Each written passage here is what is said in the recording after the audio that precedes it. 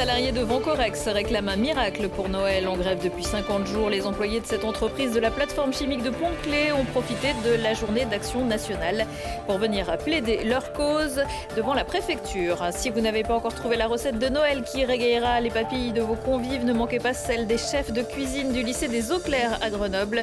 Brioche au Saint-Marcelin et noix et crumble de noix. Et puis Grenoble se vide de ses médecins et les patients trinquent. Rien que dans le quartier Gustave Rivet, ce sont 7 médecins généralistes qui cesseront leur activité au 1er janvier. Des riverains ont lancé une pétition. L'un d'eux, Olivier Perral, est l'invité de ce JT. Bonsoir à toutes et à tous, bienvenue dans ce JT du jeudi 12 décembre 2024, du lundi au vendredi à partir de 18h, l'essentiel de l'actualité du Grand Grenoble. 14 ans de prison requis contre Denis Coulson et Loïc Jam, 12 ans pour Rory Grice. Les ex-rugbymen du FCG sont accusés de viol en réunion sur une étudiante de 20 ans après un match de top 14 entre Grenoble et Bordeaux en mars 2017. Ils comparaissent depuis le 2 décembre devant la cour d'assises de Gironde. L'avocat général a également requis 4 ans de prison ferme contre Chris Farrell, 2 ans dont un avec sursis contre Dylan Hayes, tous deux accusés de non-empêchement de crime. La jeune femme très alcoolisée en sortant de boîte de nuit où elle avait rencontré les joueurs grenoblois, les avait accompagnés dans l'hôtel où logeait l'équipe. Au petit matin, elle avait déposé plainte après avoir expliqué s'être réveillée nue sur un lit avec des hommes nus autour d'elle sans se souvenir de rien. Le procès a pris un peu de retard et le verdict n'est attendu que pour samedi matin. Quand la chimie opère, la défense de l'industrie et un moratoire sur les licenciements dans ce secteur, c'était l'une des revendications au cœur de la nouvelle journée d'action de ce jeudi. Salariés, élus, syndicalistes, tous réunis à 11h pour demander à l'État, via son représentant, la préfète de l'Isère, d'agir pour sauver Vancorex et éviter les conséquences en cascade sur la plateforme chimique du Sud-Isère. Très alarmant, hein, parce que là, on met en avant au niveau des médias les grosses sociétés qui ont des licenciements massifs. Mais les petites boîtes, à chaque fois, derrière, elles souffrent. Puisque un emploi direct dans une grosse société, c'est 3 emplois indirects. On a peur d'une année 2025 très grave en termes de fermeture des industries, des sites industriels. L'industrie est importante. Le gouvernement se targue de parler de réindustrialisation de la France, réindustrialisation de la France. C'est important de le faire concrètement, quoi. On est toujours en grève illimitée depuis 50 jours avec un piquet de grève devant l'usine. Pour l'instant, on maintient ça. De toute façon, on n'a rien obtenu concrètement. Nous, on sera prêt à lâcher que quand on aura des choses signées et pas des paroles. On a trop l'habitude des paroles qui s'envolent pour s'arrêter là, clairement. Cette offre est meilleure que la première. Pour autant, elle est décevante toujours. Ils annoncent 54 salariés potentiellement repris.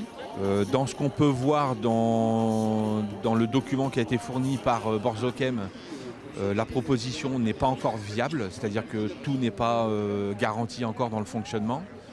Et puis on a été très surpris par l'action de notre patron, puisque cette annonce de Borzochem était entre leurs mains depuis le 4 décembre. Nous l'avons reçue que hier, le 11 décembre. L'État ne défend pas les citoyens français, mais défend les patrons qui ont de l'argent ou les actionnaires qui ont de l'argent. Aujourd'hui, c'est la position de l'État. Et dans l'après-midi, les Vancorex ont reçu la visite sur le piquet de grève du numéro 2 du Parti socialiste, Pierre Jouvet. La police lance un appel à témoins suite à l'accident qui s'est produit dans la nuit de mardi à mercredi vers 1h du matin sur l'A480 à hauteur de l'entrée 5, celle du Rondeau dans le sens Lyon-Gap. Le conducteur d'une trottinette qui se trouvait seul sur son engin sur l'autoroute donc a été mortellement percuté par un poids lourd.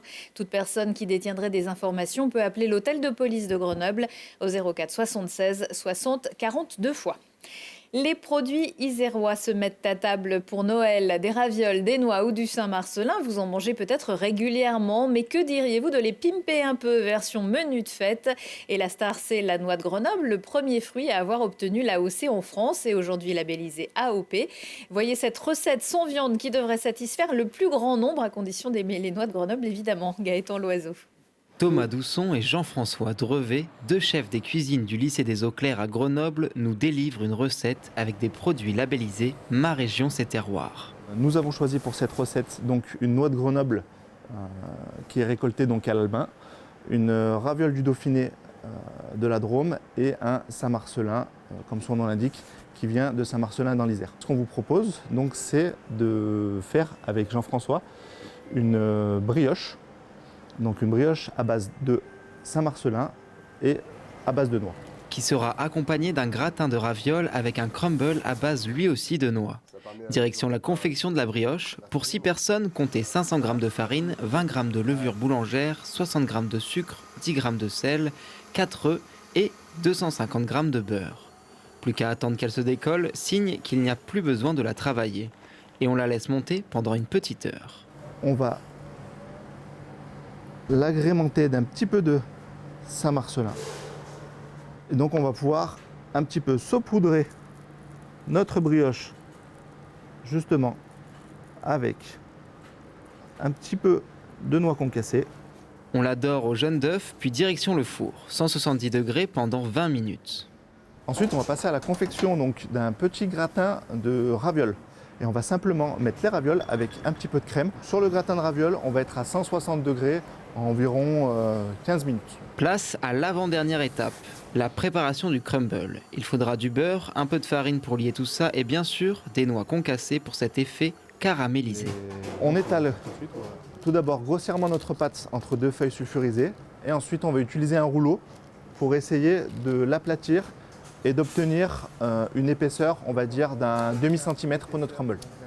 Direction la cuisson, 200 degrés pendant 10 minutes avant de pouvoir débuter l'assemblage.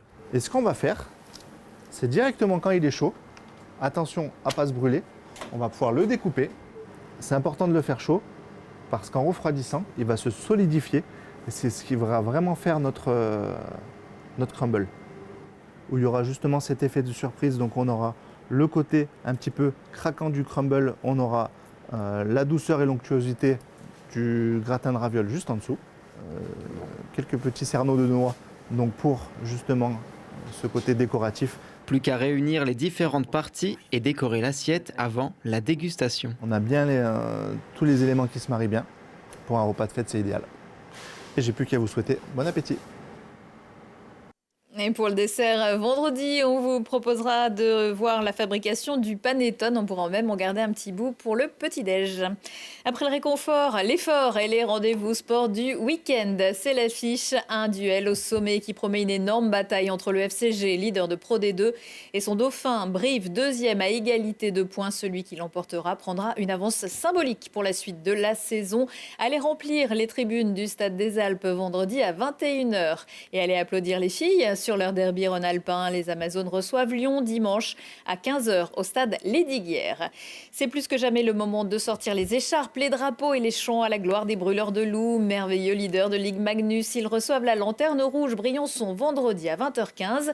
Et dimanche, on remet le couvert pour encourager les Grenoblois face à Cergy, toujours à Pôle Sud à 18h30. C'est aussi l'affiche du week-end pour tout supporter isérois, fier et chauvin. Le BCTM reçoit ses voisines du PVBC qui ont mieux commencé la saison. Coup d'envoi du derby de Ligue 2 féminine au gymnase du Charlet samedi à 20h. En handball, les joueuses du GSMH sont toujours en tête de leur championnat de National 1. Ils reçoivent Pau à 20h30 à Pablo Neruda.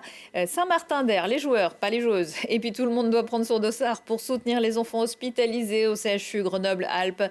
Le 32e cross des enfants malades, c'est samedi à 10h devant l'UFRAPS au domaine universitaire de Gières.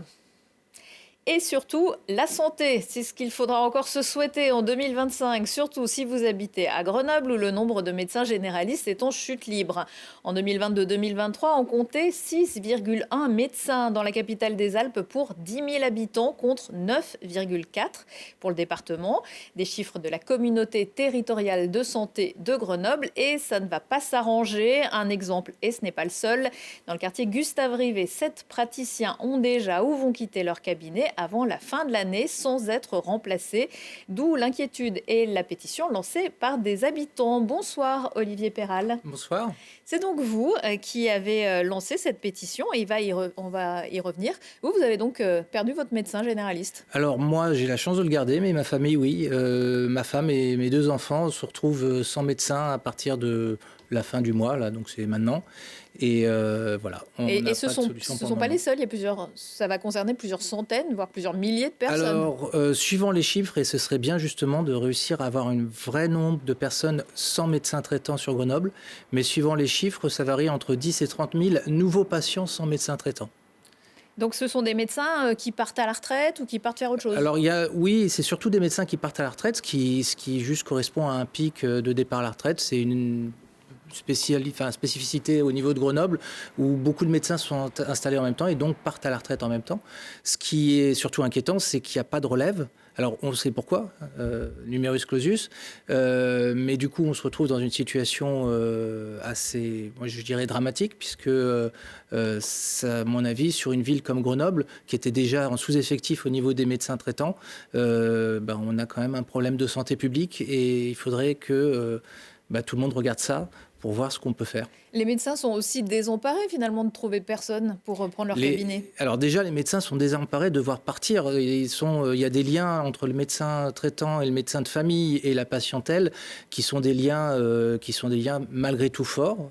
Et donc, ils sont déjà désolés de devoir laisser leur cabinet sans solution pour leur patientèle. Et effectivement, ils essayent de trouver des remplaçants. Petite anecdote, moi j'ai des médecins qui me mettent comme ami sur LinkedIn pour faire passer leurs annonces. Leur annonce pourquoi? Pour vendre leur cabinet et chercher des jeunes médecins. Des annonces d'emploi de médecins, oui. Alors vous, comment vous allez faire avec votre famille?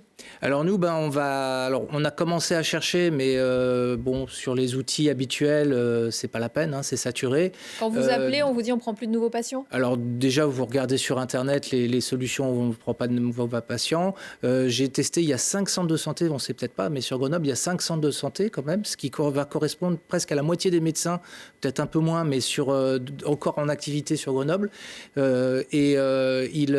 Ils sont saturés, j'ai appelé, ils sont saturés, il n'y a pas de prévision d'ouverture de poste en médecine générale.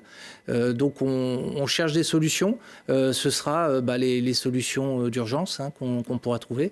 Alors, et puis éventuellement, si mon médecin à moi accepte de reprendre ma famille, on aura peut-être une solution. Mais... Alors il y a un cabinet d'SOS Médecins, une nouvelle antenne d'SOS Médecins qui était jusqu'alors implantée à Échirolles, a ouvert donc une nouvelle antenne cours Jean Jaurès vers l'Estacade au début du mois. Ça peut être une solution mais temporaire. Alors c'est une bonne nouvelle, mais c'est vraiment juste une solution qui se déplace, qui existait déjà à Échirolles et qui juste, c'est les mêmes médecins en fait qui vont se partager entre Grenoble et Échirolles, d'après ce que j'ai compris. Du coup, ça va être plus pratique. Mais ça n'ouvre pas plus de consultations. Et puis surtout, un médecin, les SOS médecins, ils le disent eux-mêmes, ce ne sont pas des médecins traitants. Donc ils vont faire pas les urgences, mais les besoins immédiats, petites maladies. Ils font de la visite à domicile, donc ça c'est très bien. Mais c'est sur rendez-vous. Et puis surtout, ils ne font pas les suivis, ils ne vont pas forcément faire les pour les malades chroniques, exactement. Ça pose de graves problèmes. Des problèmes. Je suis passé en pharmacie il n'y a pas longtemps, je discutais avec les pharmaciens. Ils ont des patients qui viennent, qui ne peuvent plus renouveler leur traitement. Les pharmaciens ont le droit de le renouveler une fois et puis après, s'ils n'ont pas de médecin traitant, ils arrêtent leur traitement. Ouais, alors il y a quelques cabines de consultation comme ça à distance qui s'installent dans les pharmacies, elles sont prises d'assaut aussi. Alors elles étaient déjà un peu saturées parce qu'elles correspondent à un besoin un peu plus précis de personnes. Là j'avais été discuté il y a une pharmacie près de la place Gustave-Rivet où ils ont ouvert une cabine sans trop y croire. Ils se sont retrouvés déjà assez rapidement, même avant les fermetures de cabinets complets, parce que en fait les étudiants utilisent beaucoup ça leur permet d'avoir une solution rapide avant d'aller voir leur médecin. Eux, là dans un habitent, autre département. Voilà. Donc ça peut être encore une solution. Ce sera sans doute plus facile d'avoir un rendez-vous en cabine que devant un médecin traitant. Mais pareil, c'est pas viable. Alors vous avez donc lancé cette pétition sur le site de la ville, Grenoble Métropole Participative.fr. Alors pourquoi sur ce site-là et qu'est-ce que vous demandez ? Alors, pourquoi sur ce site-là ? Parce que c'est un outil de démocratie participative que propose Grenoble. Et du coup, je me suis dit que c'était peut-être approprié pour attirer l'attention et puis essayer concrètement de trouver une solution en prenant cet angle très précis de ce cabinet qui ferme sur ce quartier-là et peut-être de réfléchir à une solution qui pourrait être plus large pour la ville de Grenoble. Donc j'ai posé cette pétition en ligne. Pour demander l'ouverture d'un cabinet. Pour demander l'ouverture d'un cabinet géré par la municipalité, donc sur un mode de fonctionnement qui reste à définir, mais qui serait sans doute des médecins salariés et avec un soutien de la mairie pour coordonner le projet. Vous avez eu des retours ? Alors, pour le moment, c'est le principe de cette pétition. Il faut attendre d'avoir 50 signatures. On les a. Donc maintenant, on engage pour essayer de trouver une première date de rendez-vous pour faire une conciliation autour de ce sujet, de ce projet. Puis on verra où ça nous mène. J'espère juste qu'on va pouvoir avancer très rapidement et que ça ne va pas juste être un peu une procédure longue et sans fin. Oui, parce qu'il y a d'autres pétitions qui n'ont pas tellement avancé sur le site de la ville. On espère que la vôtre connaîtra un peu plus de succès. J'en doute pas. Pour rejoindre votre collectif, voilà, il y a une adresse, c'est desmédecinspoursgrenoble@gmail.com. On peut laisser aussi son témoignage. Merci beaucoup, Olivier Perral. Merci. Quelques idées de sortie. Une rencontre et le début d'une histoire d'amour. Vendredi soir, au théâtre en rond de Sassenage, c'est la pièce Les Parallèles par la compagnie Spirale. Un soir, dans une ville sans nom, un homme et une femme se croisent sur le pas de porte d'un appartement où a lieu une fête à laquelle ils sont invités. Deux êtres que tout oppose a priori qui vont se découvrir, se surprendre et qui sait. Il reste quelques places, mais il faut faire très vite pour aller voir le spectacle de Walidia vendredi soir au Summum de Grenoble. Il faut dire que l'humoriste, avec son sens aigu de l'actualité, provocateur, charmeur et plein de malice, joue son spectacle à domicile. 1 heure à tuer ou par les temps qui courent, il devrait pas mal être question de politique. Retour de l'actu dans 1 heure et en replay sur télégrenoble.net dans une seconde. La météo, on se quitte en musique et en poésie avec Leïla Huissou en concert à l'Espace Paul Jargot à Crolles vendredi soir. Excellente soirée à tous. Le rideau s'ouvre et te voilà. Farouche est un mot farouche. Crois-tu qu'il est fait exprès, histoire qu'on en ait plein la bouche au moment de le prononcer? C'est juste un vieux mot, comme âme, comme panache, comme messieurs, dames. Bonsoir, bonsoir, bonsoir. Je fais des oui-di-gi-di-go, oui-di-di-do et ça marche. Des oui-di-gi-di-go, oui-di-di-do et ça passe crème. On m'applaudit même, quoi que je fasse. L'engrenage. On fait des dates et des salles et des salles, des balles et des halls d'entrée de festivals. On me dit, t'as de la chance de sillonner la France de base. Je voulais juste faire mon intermittence. Je reçois vos bras.